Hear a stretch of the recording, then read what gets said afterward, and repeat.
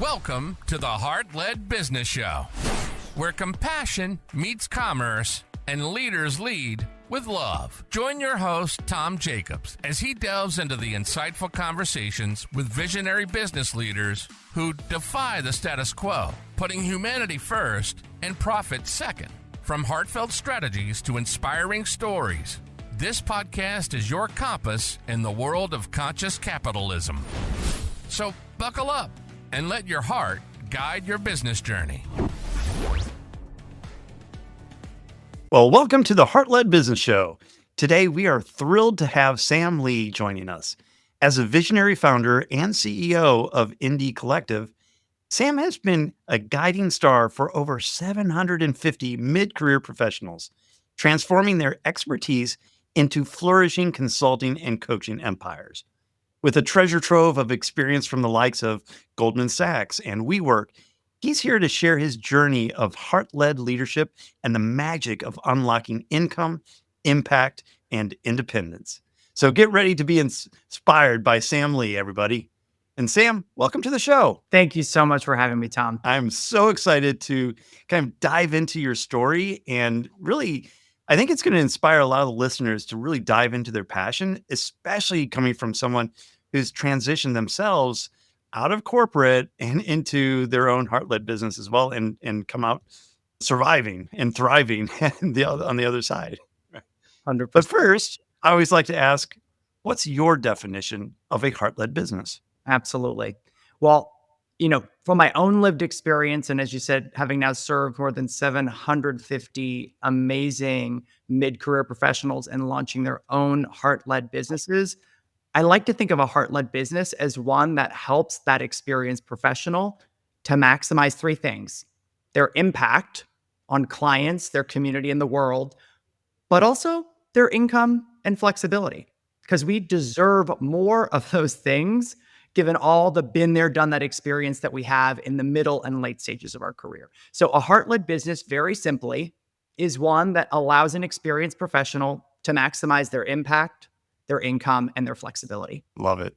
Yeah, exactly. You may want to change flexibility to independence. That way they all start with I. You can say, hey, the 3I process. Yeah, you're right. You're totally right. No, that's awesome. What a great definition. And more and more people are looking for that these days. Clearly, I mean, having served 750, that's a huge number of people that you've been able to help and that's created such an impact. What inspired you to kind of go out of Goldman Sachs and WeWork and go out on your own? Yeah.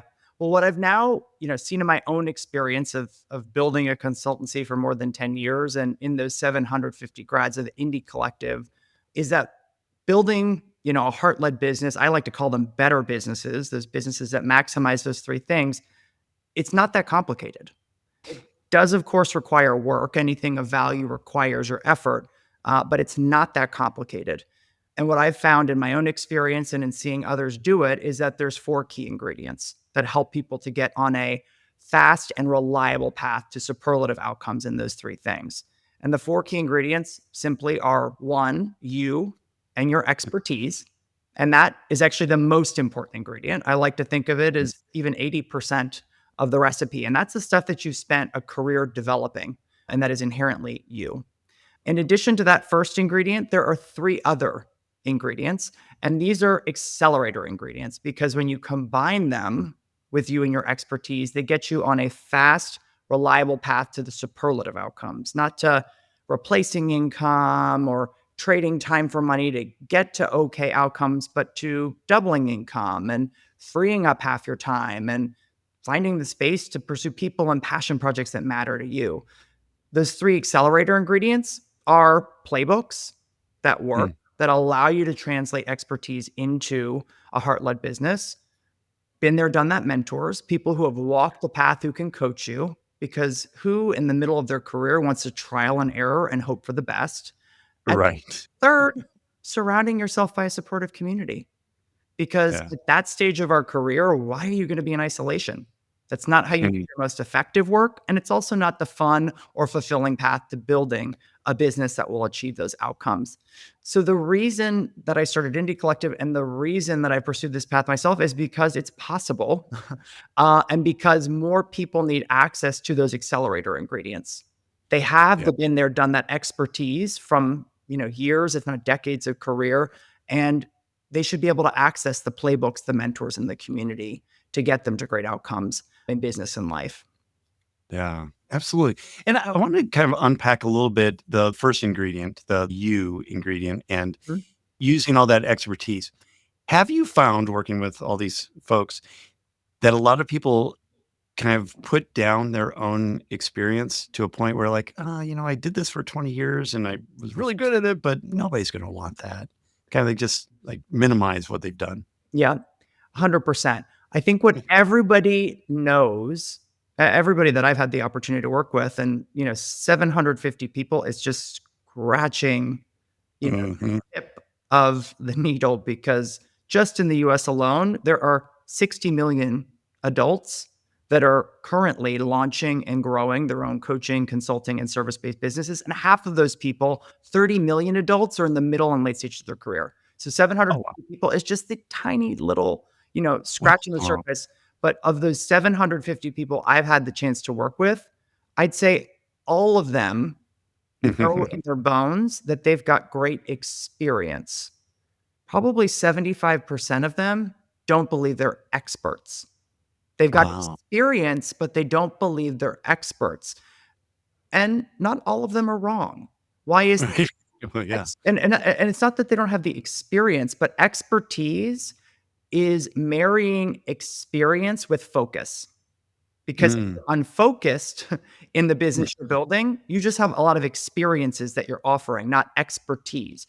Expertise is experience rubber meeting the road with focus on the right client, solving the right painkiller problems, and doing it in a way that scales the impact, income, and flexibility you deserve. And anybody with experience can get to expertise. They just need to move the experience through a process that gets them focused. And that's what we help people to do. Yeah, no, that, and I love that. That's such a key point to make, and people need to kind of hear that again. That the experience alone isn't going to get you to where you want to be, especially if you're not focused. Which, if I think of any entrepreneur, that's pretty much everybody needs to really work on that focus, and that's what gets you to the expertise level. Yeah, And that's where the paycheck becomes happening, and that's where you make the biggest impact for people as well, is when you're able to really laser focus and guide them to where they want to be. totally. So what kind of well, let's talk about your journey out of corporate and into having your own business. What was that like for you? hmm So I've been building E3 Ventures, my consultancy, for more than a decade. Half of those years, I did it as a side hustle. I was doing it while in large companies, venture-backed companies, public companies, and it allowed me to invest, advise, and do some lightweight consulting, which I found Mm. fun, engaging, and frankly, just was an additional paycheck. And when WeWork didn't work, at least not to plan, it Right. created an opening, and I needed to step back from that business. There was no more 1,000-person team for me to lead. And it created an opening to step into E3 Ventures full time. And in doing it full time in that first year, I was able to double the income I made as a full time executive. And I was working, 30-hour weeks. So about half as much as I had previously. And Yeah. that honestly blew my mind, because I had mentors and friends who had walked this path and talked about those types of outcomes. But until you've seen it for yourself, it's hard to believe it. And until you believe it, you can't become it. So in that year, I got to those outcomes, but the first quarter was none too easy. It really was none too easy, as I know you've experienced too, I'm sure, in building your own businesses. But the first quarter, I found myself, you know, almost out of fear, accepting whatever came my way. I had a great Ooh. network that was sending me opportunities, but I was a yes man to everything. I was taking on too many projects, doing too many bespoke things for too many types of people with too many types of problems, which meant that I was trading time for money.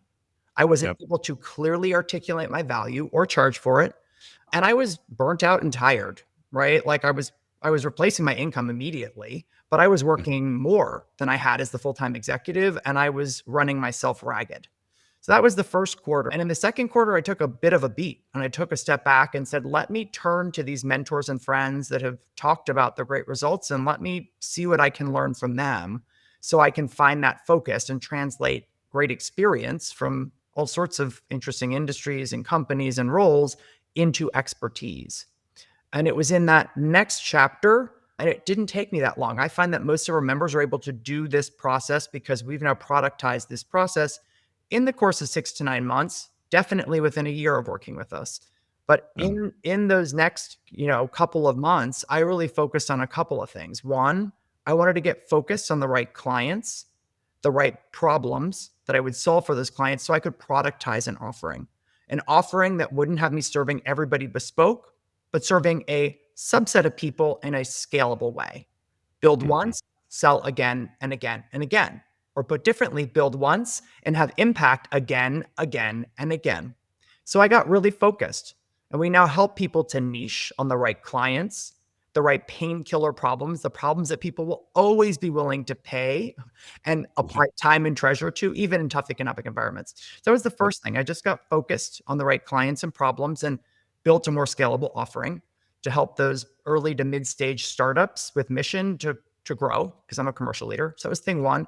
Thing two, with clarity of clients and problems, I got clear on my pricing. It wasn't about charging for time, which is where I started. And that's where a lot of people start. It's charging for your time. There's ceiling to that, right? You only have so many hours in the day and week. So if you're just charging for time, you're eventually going to cap your potential impact and income. So I started to charge for value. And we can talk more about value-based pricing, but it required me to get really clear on the value that I was creating for those clients by solving their problems. I get confident on how to express that value so I could charge for it. And that was the second thing.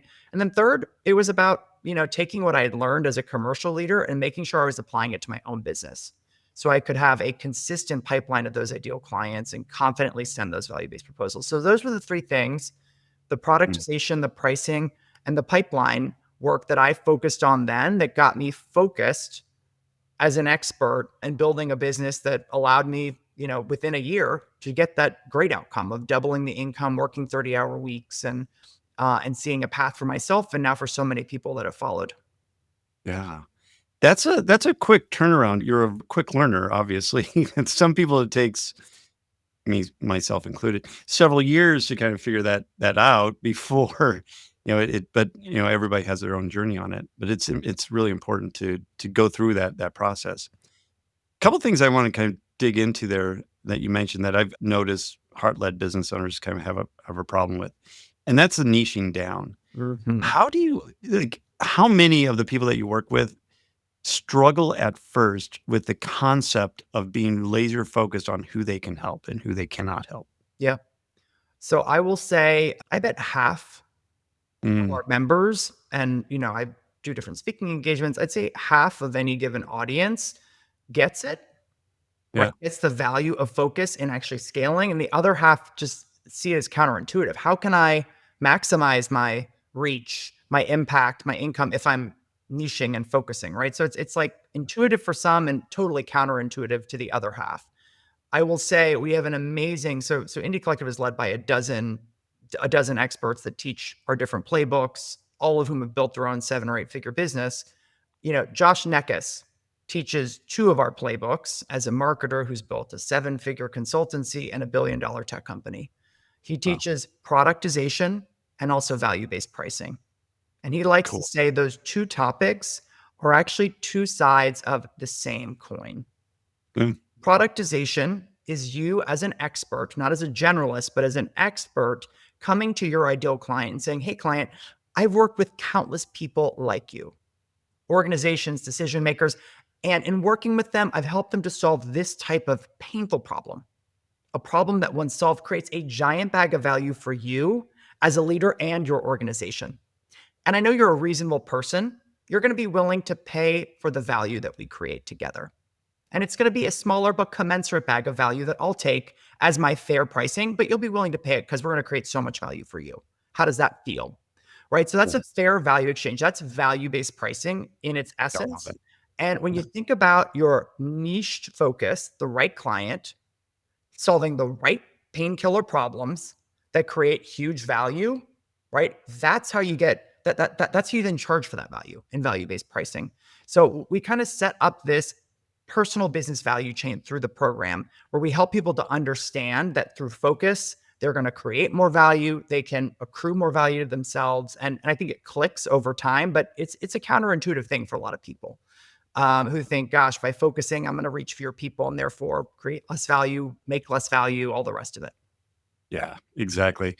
Yeah, I've shared this story before, but the way that it really got into my head was when I was transitioning out of fitness and into sales coaching. Mm. And I would go to my BNI meetings every Wednesday morning at 7 o'clock in the morning, and I would do my general pitch because I was doing sales coaching.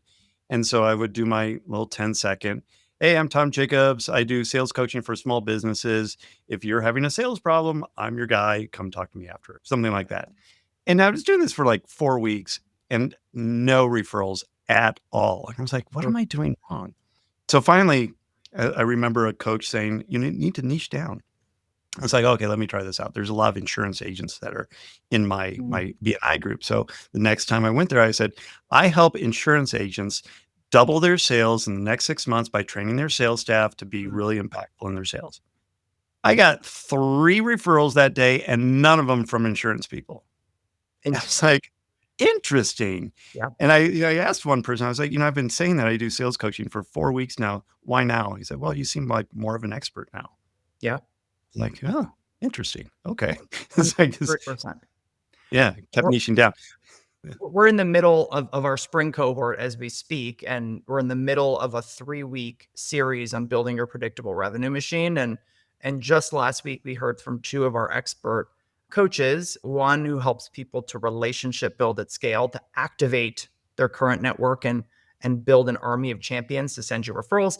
The other of whom helps you to go beyond your current network, helps you to identify what she calls ideal connection avatars, partners who already serve your audience, who can be making a trust transfer, introducing you to the right people that you want to be meeting with. And both of those frameworks, activating your current network to drive referrals and building partnerships that drive referrals, require that you have focus. Because how in the heck can you recalibrate your audience or build a new audience that is going to get you in front of the right clients if you're a generalist? Yeah. Right? Yeah. You need to know who you're going to serve and how you're going to serve them and the great outcomes you're going to achieve in order to activate people in service of building the business of your dreams. So anyway, it really is the underlying thread of your whole business value chain. It's who do you really want to serve? And it needs to be specific. And when you can get specific, frankly, you get to work with people you like. Yeah. Yeah, exactly. It's just become And it's your tribe as well, which is always nice to work with people like that. And you get paid more as a specialist. You look at a cardiologist gets paid more than a family practitioner by far. And same with lawyers. Like the generalist lawyer, probably not doing as great as the one that focuses specifically on whatever, with some problem, criminal or whatever. And so, yeah, I think that's a hard lesson for a lot of people to learn, but they have to do it. Yep. Right. And to borrow on the example of the doctor, the family practitioner versus the cardiologist, why is it that the cardiologist is making 10 times probably as much as the family practitioner and probably working no more hours? Yeah, probably about the same. Probably about the same, right? They've got probably specific hours and a way of working, but it's probably about the same. The reason they're making 10 times more is not because they've necessarily spent a heck of a lot more time studying, right? The inputs, it's the outputs. It's the fact that people are paying for a life-saving treatment, a painkiller problem intervention. There is a hierarchy of problems that your ideal clients face.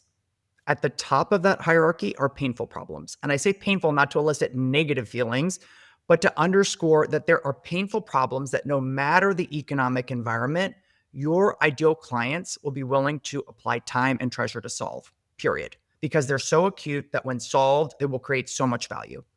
And then at the bottom of that hierarchy, there are what I call nice to solve or vitamin problems. good luck in this economic environment getting the sales call, closing the contract, building a referral engine around nice to solve problems. No one's thinking about them and they don't care right now. So you Yeah. need to, like the cardiologist, focus on a painkiller problem for a type of client. Because when you do that, you'll be able to get the sales calls. You'll be able to close the value-based contracts. You'll be able to activate the referral network, the current network, and the network you'll build in service of building that better business or that heart-led business of your own. And that's where the specialization really kicks into high gear. And we help people, as I said, to take the experience, which can be broad, right? I've worked in 6 different industries. I've worked with early stage startups and public companies in different executive capacities. So I could naturally fall into being a generalist, but I'm not. I'm very focused and it allows me to do double the income in half the time, right? Because I'm charging for the value I create and doing it in scalable ways. Yeah, exactly. And just piggybacking on that, nice to have to the must have, the do or die. And that's the sales situation as well that I teach in heart led, and the heart selling method that I teach is you need to transform the nice to haves into needs to haves Yes. during that sales conversation. Because when you're dealing with, like, I work with health and wellness practitioners, a lot of times can be discretionary because it's not bad yet. Right. It's not bad enough yet. Right. But so we need to elevate that to the must-haves to get the value that you need. Yeah. Totally.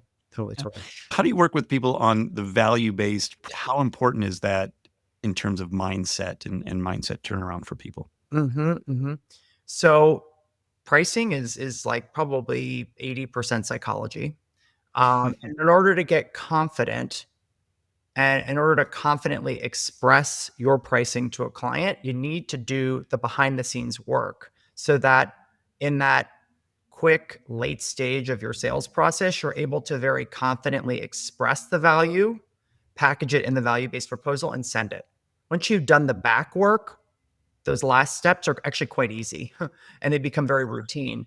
The back work, taking a step back, starts with your productization. Who is the client that you want to serve? If you're a generalist, good luck charging for value, right? Yeah. Because everything looks different. Everybody's got different problems and they create different amounts of value. So you really can't consistently express it in terms that will be understood by any client. They'll be general, right? So you got to Yeah. focus on the right client. You've got to key into some problems. And then through the value-based pricing process, you need to unpack the value that you create quantitatively and qualitatively. What will this Yeah. mean for your client, both quantitatively and qualitatively, when you solve this problem with and for them? How much value is it creating? How do you express that value in terms that will be viscerally understood? It'll be felt in their bones. It will be a feeling, not just a thinking exercise for them. And we walk people through, Josh Neckes, who I mentioned, who does productization and pricing, 2 sides of the same coin. He walks people through a process of quantifying and qualitatively expressing that value so that it is understood by your ideal client.